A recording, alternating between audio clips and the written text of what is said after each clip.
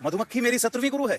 जैसे मधुमक्खी फूलों को नुकसान पहुंचाए बिना शहद एकत्र करती है, वैसे ही अध्यात्म के पथिक को अनेक शास्त्रों से ज्ञान का रस एकत्र करना चाहिए। मेरा 18वां गुरु मृग है।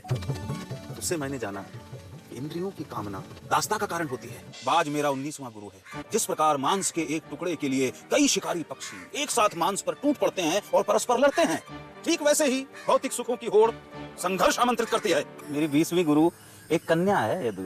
एक बार कुछ लोग एक कन्या का हाथ मांगने उसके घर आए। उस समय उस कन्या के माता पिता घर पे नहीं थे, तो अतिथियों को आया देख उस कन्या ने भोजन के लिए धान कूटना शुरू कर दिया। अब धान कूटते समय उस कन्या के हाथ में पड़ी चूड़ियां बजने लगी। चूड़ियों की खनकने की ध्वनि से अतिथियों को परेशानी न हो, इसलिए उसने दोनों हाथों में एक एक चूड़ी रख बाकी चूड़ियां उतार दी। इस घटना से मैंने जाना कि दूसरे के होने से स्वर शब्द खटकने लगते हैं, बजने लगते हैं। इसलिए साधक को अकेले रहना चाहिए। सर्प मेरा 21वां गुरु है। यदु सर्प घर नहीं बनाता, वैसे ही अध्यात्म के पथिक को अनिकेत रहना चाहिए। मकड़ी मेरी 22वीं गुरु है।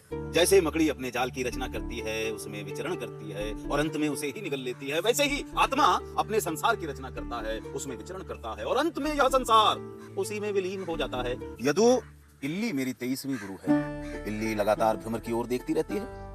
यह निरंतर भ्रमर की ओर ध्यान इल्ली को भ्रमर में परिवर्तित कर देता है। गुरु और शिष्य की चेतना का यह संबंध मेरा 23वां गुरु है।